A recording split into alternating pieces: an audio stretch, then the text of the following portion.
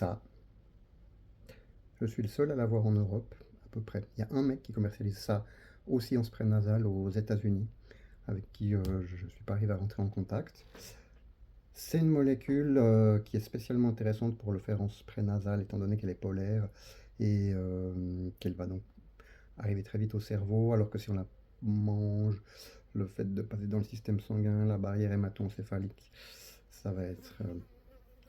Il y a énormément de documentation. Moi-même, j'ai publié une quinzaine, vingtaine de pages. Je ne vais pas vous raconter toute l'histoire de la solidroside ici. Je vous mets le lien vers les sites internet que j'ai créés qui parlent de ce sujet, où il y a là-dedans des liens vers les études.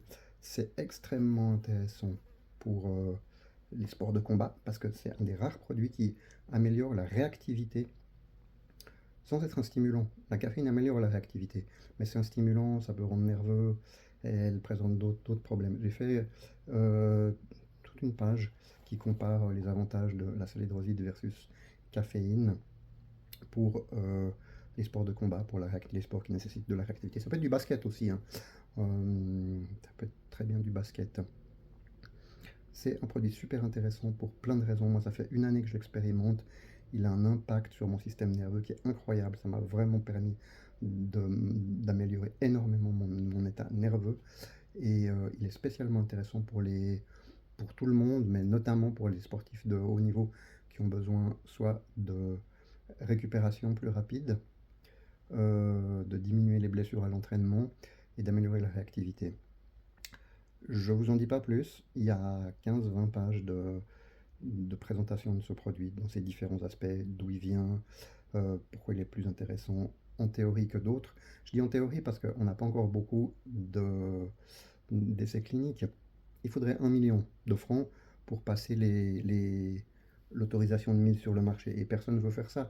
À l'heure actuelle, ce que les gens font, c'est qu'ils vendent de la rhodiola dans lequel ils mettent exactement ça. Ils mettent de la salidroside dedans. Parce que la rhodiola, c'est un produit qui est en train de, pas de disparaître, mais il y a un problème sur les quantités qu'on peut en extraire. Alors que ça, on peut le faire, on peut en faire à la pelle. Ça vaut 1000 balles le kilo quand même. Hum. Donc voilà, moi je vois des vendeurs de rhodiola, clairement, ils mettent de la salidroside dans leur rhodiola parce qu'ils trouvent plus sur de rhodiola. Ça, on le voit quand on fait des plaques de chromatographie, où il y a un énorme pic salidroside, puis il n'y a presque pas des autres principes actifs qui est censé y avoir dans la rhodiola. Ça, c'est un signe clair. Je vous laisse avec ce site internet et voilà.